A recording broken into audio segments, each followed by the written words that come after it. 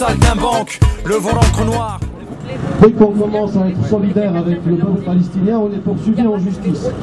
Nous avons parlé depuis ce matin uniquement des questions de recevabilité, d'irrecevabilité, de nullité, et le procureur qui représente le gouvernement a refusé en fait toutes les observations et les remarques soulevées par nos avocats. Nous avons en face maintenant plus seulement 4 avocats pour les parties civiles, la Chambre de commerce France-Israël, l'Association d'amitié France-Israël, le Bureau national de vigilance contre l'antisémitisme et j'en oublie, j'en passe, les villes sinistrées d'Israël, etc., etc. Nous avons maintenant en plus le représentant de M.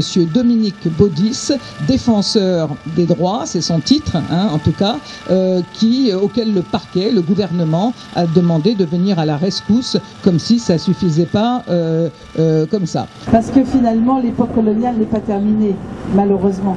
On s'en aperçoit aujourd'hui avec la colonisation de la Palestine et l'occupation militaire qui en est faite. Il y a quelques jours encore et tous les jours même, la Palestine est bombardée par une puissance coloniale. Une puissance coloniale qui bien sûr ne dit pas son nom, mais qui est malheureusement une réalité, et encore plus malheureusement soutenue par la majorité des grands pouvoirs politiques des États, et ce que nous ne pouvons que regretter et condamner.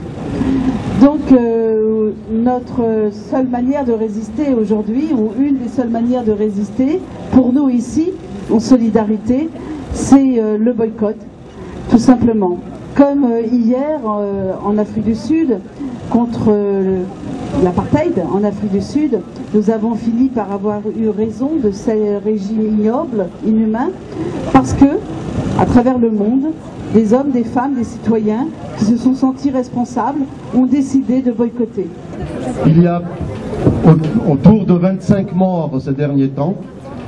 Personne n'ose, s'exprimer à ce sujet, et je voudrais citer les propos du ministère des Affaires étrangères par rapport à cette situation.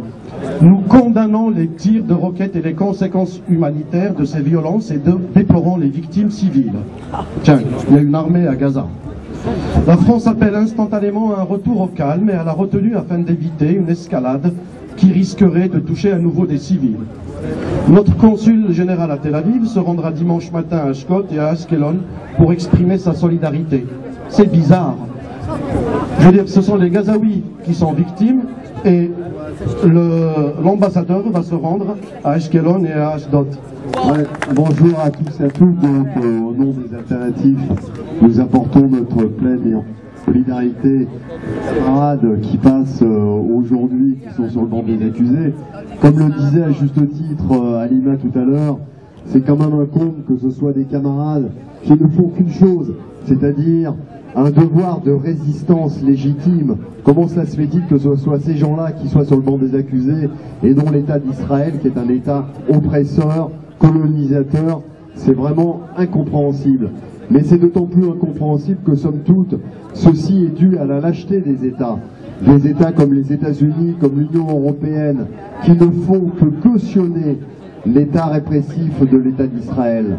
C'est à cause de ces États qu'aujourd'hui, entre autres, nous sommes obligés, en tant que citoyens, d'affirmer une nécessaire solidarité vis-à-vis du peuple palestinien. Et je pense que c'est salutaire que des citoyens et des citoyennes comme nous mettons en marche et affichons une solidarité concrète avec le peuple palestinien. Grossissons nos rangs et ayons confiance, un jour ou l'autre, ça passera et le peuple palestinien retrouvera une liberté. Je crois que, bien sûr qu'il faut s'indigner, mais l'indignation elle seule ne suffit pas. L'indignation doit être une étape préalable à l'action, parce qu'on n'a jamais vu l'indignation, évidemment, bien qu'elle soit nécessaire, mais elle doit être moteur à une action. Et c'est pour ça que, par rapport à cette situation, je voudrais simplement attirer votre attention sur la mission qui a lieu le 15 avril. Le 15 avril, il va y avoir la mission Bienvenue Palestine, deuxième version.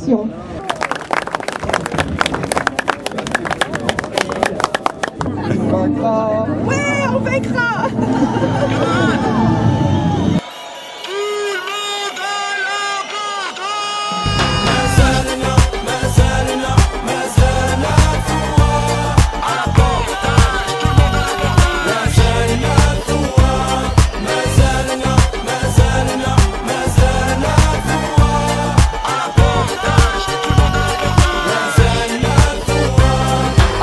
pirate saltimbanque, le vent d'encre noire, les femmes et les enfants debout. Larguez les amarres, marins des mers du Nord, J'timi Moussaillon. Une nouvelle page doit s'écrire, on met les voiles pour de bon. C'est la lutte.